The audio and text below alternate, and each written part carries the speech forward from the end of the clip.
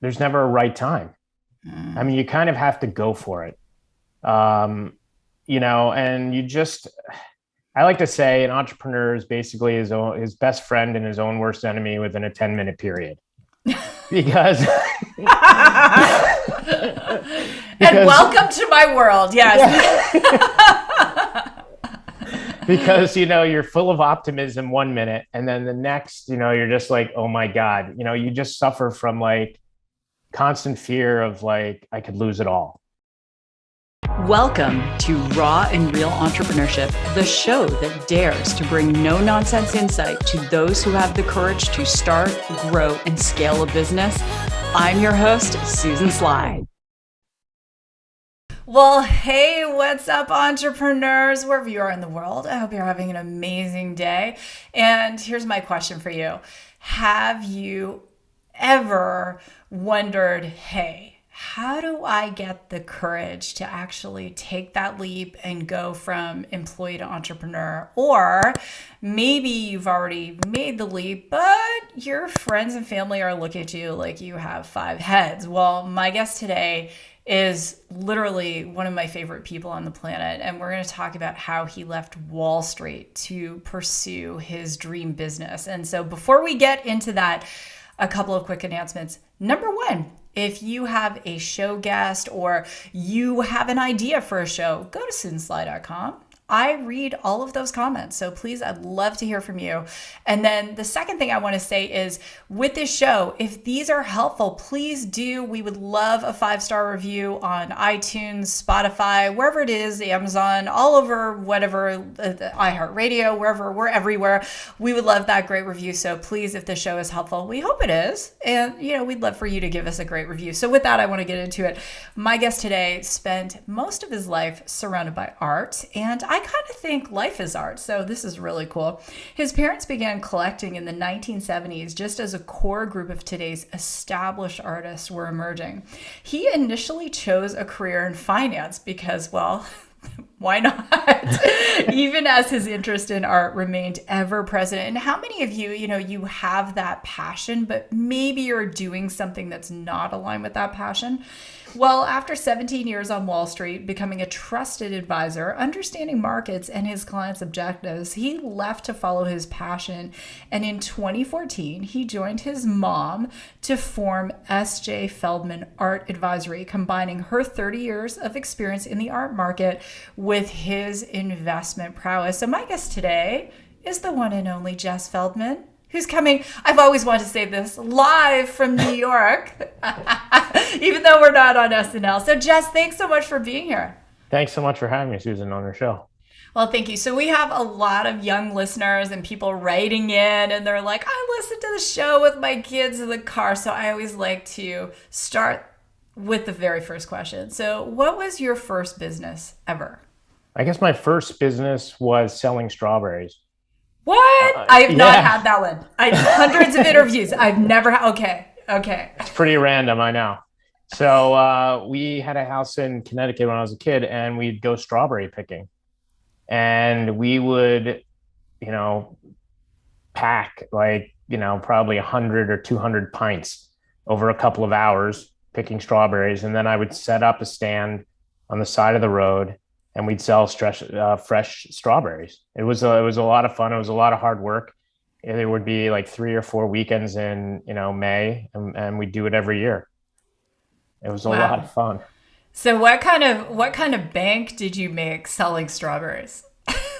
We made, every weekend we made a couple $100, and for a kid, that was a good amount of money. That's for sure.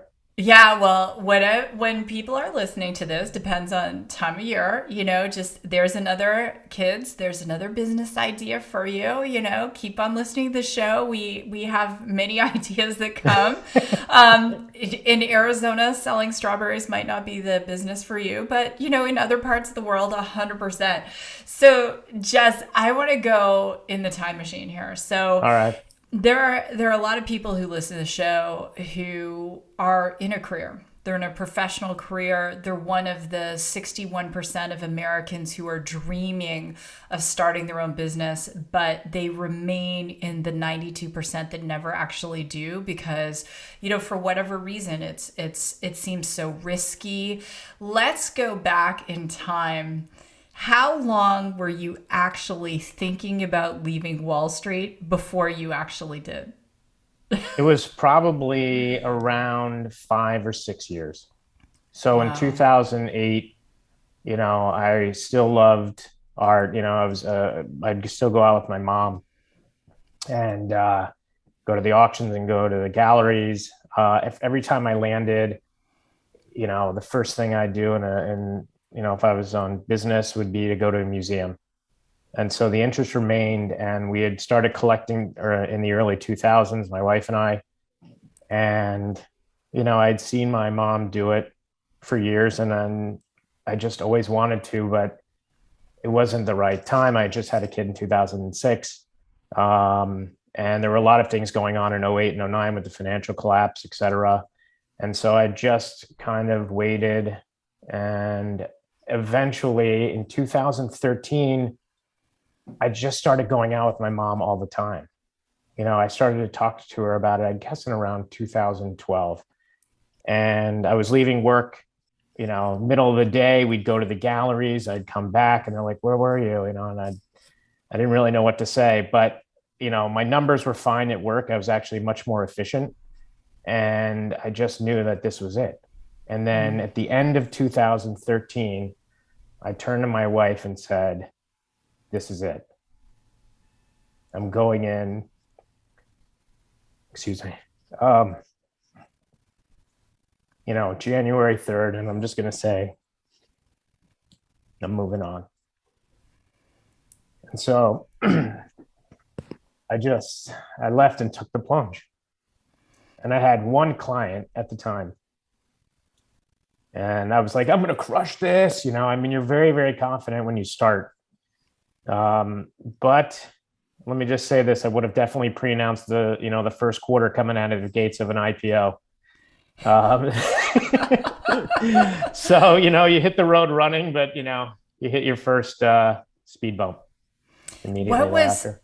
what was the tipping point for you? Because sometimes I think people watch a lot of movies and it's like the, take this job and shove it kind of moment, or, well, it depends on how old someone is. They might not even know the reference I'm making. But what was that tipping point for you that made you say, yeah, this is it. I'm leaving. Well, a couple things.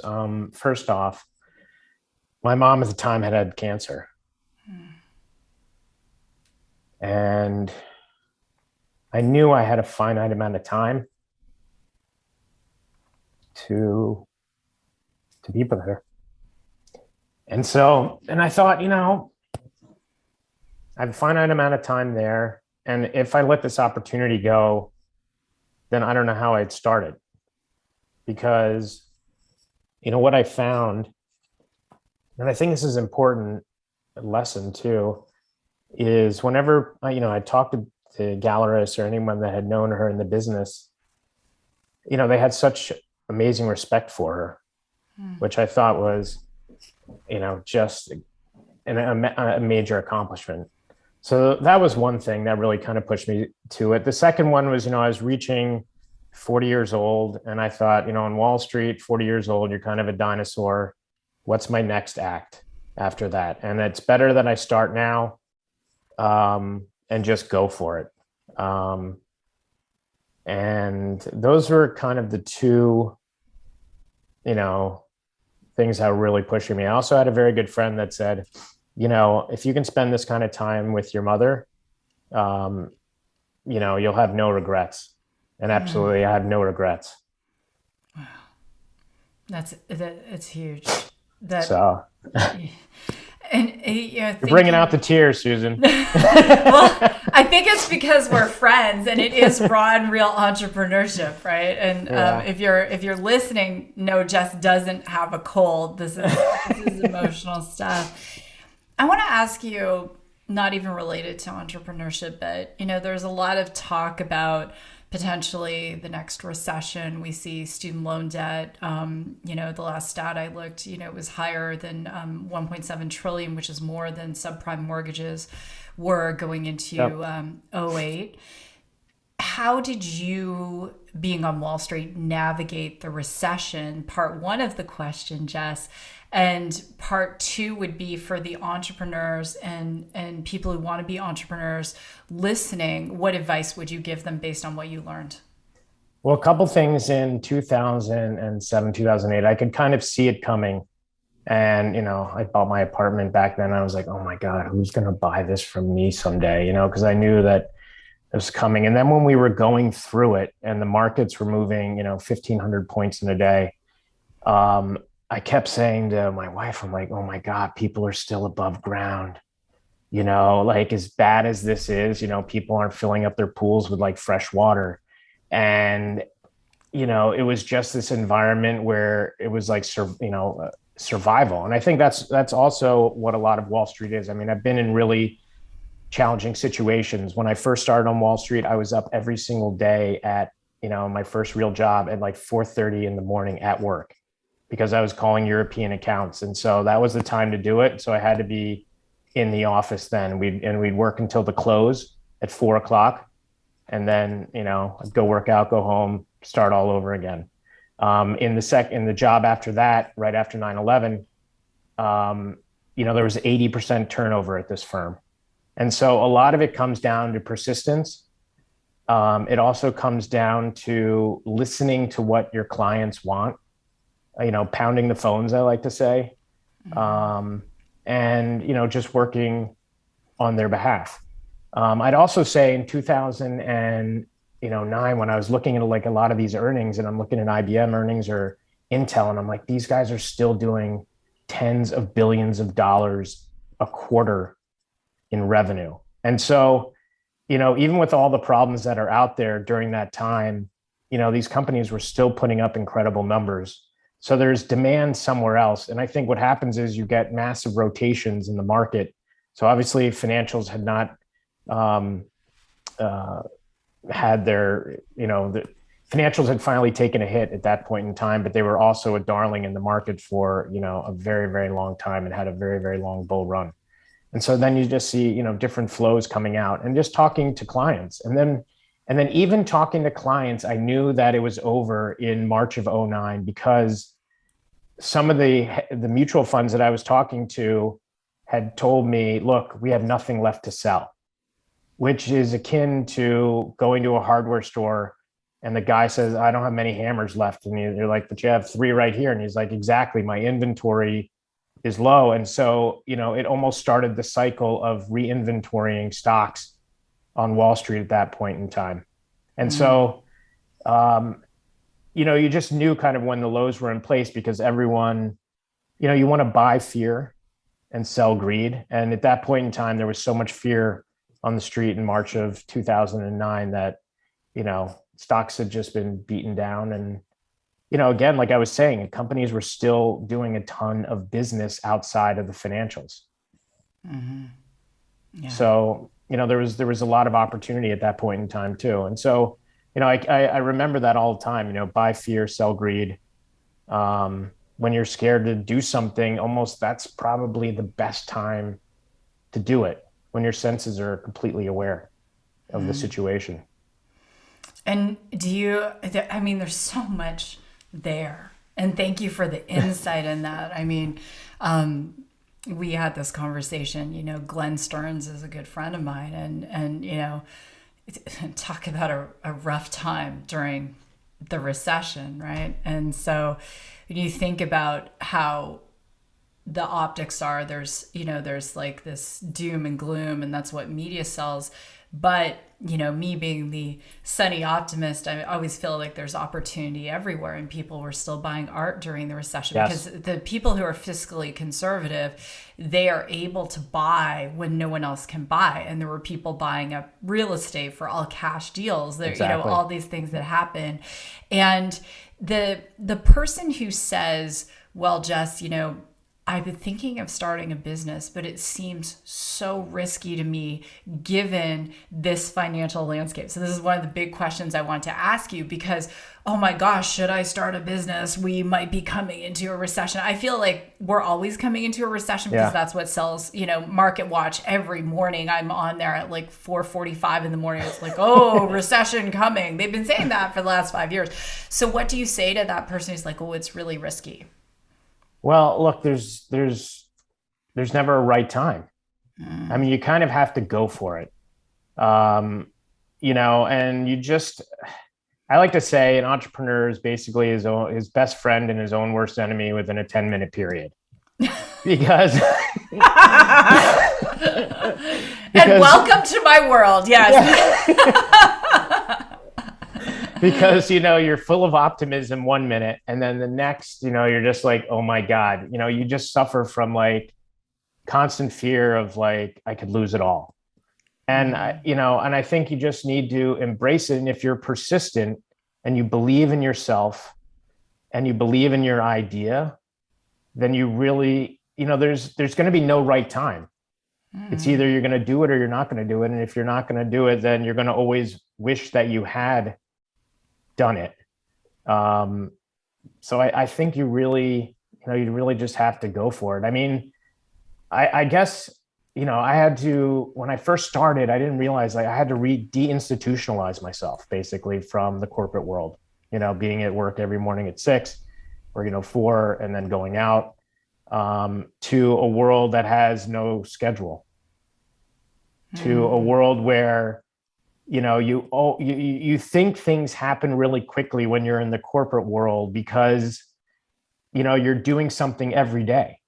And when you start a project in the corporate world, you're like 6 months is nothing because you just finished 4 other projects within that 6 month period. So by the time you hit that 6 months, you're like, oh my God, that was quick. But when you're on your own, the 6 month project feels like a 12-month project or 18, as you know. And, it takes time to build trust. It takes time to get your bearings. You make tons of mistakes, and you just have to kind of figure it out. And sometimes, what I found is that you really have to find people with like-minded thought process, people that are positive, people that, I used to have people over to my apartment. I would call it like the board. And I would just want to talk about, what's going on in your business. Maybe we can come up with ideas to help you or a different approach. The other thing I think you have to do is be willing to innovate your business and change it. For example, my mom and I were just buying things for people. And then we thought, you know what? God, she's been buying things for 30 years, 40 years for people. Like we have a massive install base already of people that have great art. Like, why aren't we selling this? And it was like, oh yeah, it was like an epiphany or something. You're just like, well, yeah, so let's do that too. So we can represent them on both sides, which also adds another element, to the business. When I first started, I had built like a deck about, art and the market and everything else. And, I would show it to people and they're like, yeah, but I'm not interested in the financial part of it. And I just want to buy what I love. And of course, that's what we want. And so it took a little while I heard what they were saying, but I wasn't listening to what they were saying. And then after a while, I was just like, a friend of mine turned me on to Simon Sinek, and Start With Why. And why do you do it? I mean, it's passion. And people will see that if you're really passionate about what you want to do, whether you're a chef, whether you want to run a bookstore and you want to give them the best books that are, currently out there or books that have been undiscovered. People will gravitate to and find people that have those common interests. I love that you said that about that why, because that there are going to be wall kicking moments, like you said, like your best friend, your worst enemy, the doubt, all of it, and if you don't know your why and have that grounding in the why, the propensity to make mistakes or quit is going to be so much higher, right? As you said. And you see businesses sometimes too, where you can tell they've gotten so off course from their Yes. why that they're making all of these mistakes, right? And which is crazy. Let me ask you this. So, family business. Yeah. That could be interesting. There are movies made about them, or do you remember growing up in the 80s, the show Dallas, Oh right? yeah. Oh yeah. Or yeah, Falcon Crest was another one, Dynasty. They all had Yeah. these family businesses, but Yeah. Who shot JR? yeah. Do we know? I don't know if we ever found out. I don't know. I can't. Yeah, that's a question. We'll have to. If you're listening and you know who shot JR, will you please let Jess and I know because clearly we forgot who shot JR. Let's talk about that dynamic Yep. because it is a really it is so different and it sometimes does go sideways, sometimes it can go well. What advice would you give to someone who's worked with your mom? It might be someone with their spouse. Like, what advice? Well, it was funny when I first went to my mom and I said, okay, I'm going to do this. She's like, okay, this is our deal. She Oh. gave me the deal, and I was like, whoa, those are pretty stringent terms, but okay. And, and, I just knew at that point in time that, I had to go with it. I was going to be I was just able to work with somebody who was going to teach me, make tons of introductions for me, had very good relationships. People trusted her and bring me into the fold. And I was like, I've worked with hedge fund managers. They're tough as nails, but I'll tell you what, working with your mom sometimes, and she just crushes your spirit, and you're like, oh, man. I was like, damn, mom, like, Clean your room. Did you yeah, clean your desk? No. Was it? you know, no, and so, those kinds of things. I was like, wow, I just, I have to recover from this. But she really just meant well, and we had a really good relationship, and it was fun. I just had a great time with her. Um, and also, I kind of asked for this. I didn't realize as a kid, how fortunate I was going to the galleries on the weekend because the artists would be there, all these, these artists that are well known today. And that was my Saturday morning, no cartoons, just like, okay, you're going to the galleries. That's it. We go for, 3-4 hours. And that was you know, the genesis of it. And then I remember too, it all the arts kind of go in hand, with, theater and a ballet or whatever. And so she would take me to all those kinds of things. And I remember going to my first opera with her, and they're singing Figaro. Mm. And I'm thinking to myself, and I think I said this to her, I was like, Mom, this is where it comes from. Because my education until that time had basically been, the cartoons. And Hmm. so, she had showed me so many amazing things so that by the time that I got to work with her, things were just settled. I mean, yeah, sure, they were hard because, I would go out and I would discover things and, uh, and she would take the commission or whatever. But, something at the end of the day, I just thought, okay, that's the way it is. But she's training my eye and she's teaching me. And a guy early on Wall Street he said, you're either learning or you're making money. And that was a trader. He said, you're Mm. either learning or you're making money. And it's the same thing when you're learning on Wall Street. You're not making a lot of money at the time. And then as you build your skill set and your relationships, you're, you definitely start to earn more. And so, I just thought of it in that way. Like, this is a project that's going to take a couple of years. And I need to develop relationships with my collectors. I need them to trust me. I need to develop all my relationships on the gallery side and with artists. And so I had a very, very open mind. I know, there's a lot of people that have much more challenging experiences, but I would say my relationship with her was just unbelievable. I was really fortunate. Well, and I love how you approached it because I think where any relationship goes wrong is a power struggle. Yes. And so I didn't even tell you this. So recently my 82-year-old father incorporated this multiplex that he has. And so I'm a director in this company, right? And he lives in one of the units. And so setting up this company has been hilarious because he's like, I think I'm going to bank here. And I said, well, that is it. He lives in Canada, right? So I'm like, well, that's a little more complicated for me to access the banking. Why don't you bank here? And he's like, this one charges $4 less a month in fees.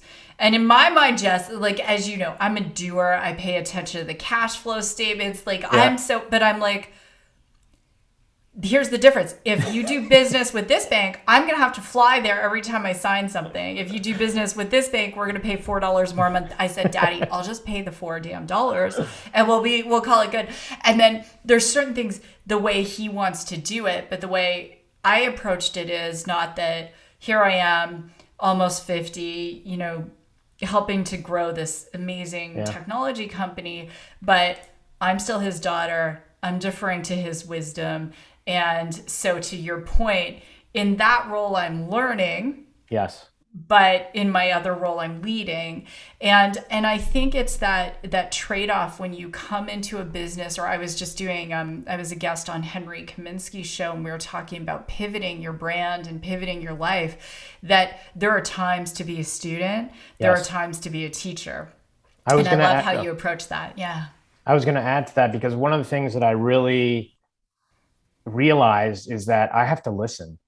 When my mom is talking and when she's with other people, like I just have to listen. It's not my show, and listening and learning, we don't do enough of that in many cases, is just listening to what people are saying, because there's a lot of information in that. And, it was also the ability, to just ask questions, and ask, why didn't you do this? Or where did you go wrong? Or why didn't you think of this? And also a way that I think was very familiar too, that wasn't, threatening, because it wasn't like, why didn't you do this? But it was just like learning, from, where you made mistakes, so that I wouldn't, repeat them, or I could learn from them. So another question I have for you is relationship collateral. Yeah. So because your mother is, so established, right? So, and one of the things that you and I had dinner in New York at the beginning of the year, and we were talking about, you had to go and build your own book of business as well. Oh yeah. Right. And so how did that go? Well, clearly it went well, but how did you get started doing that? Right. Like, well, I had one collector, and I was like, this is proof of concept,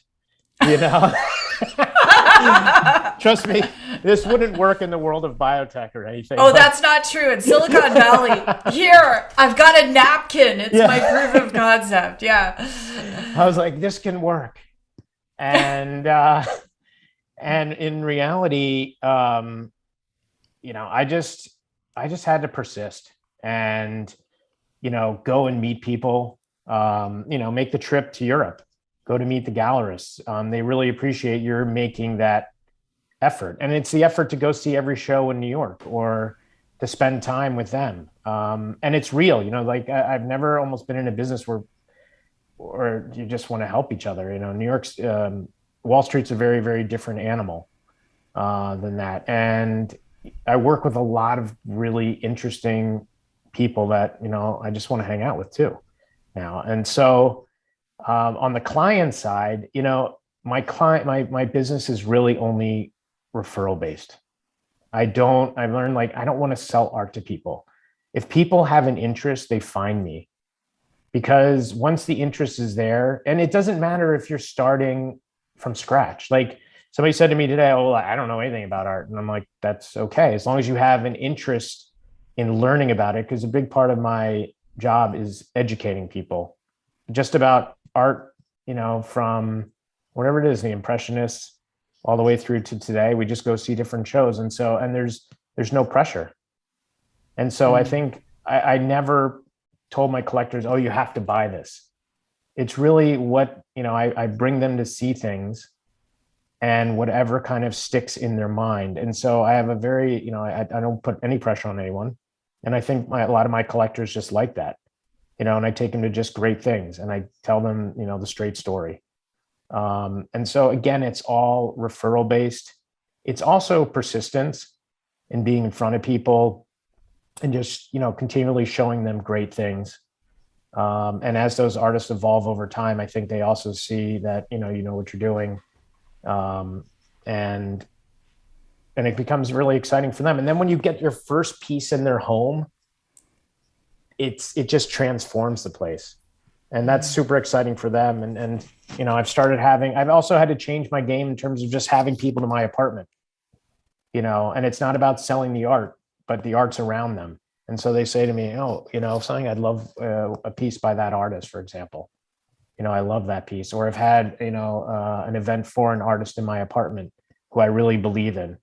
And I collect too. So I put my money where my mouth is and I'm buying things that I believe in, and also showing those things to my collector, although I don't sell from my collection to those collectors. I will go out and find them new work because there's a conflict of interest there.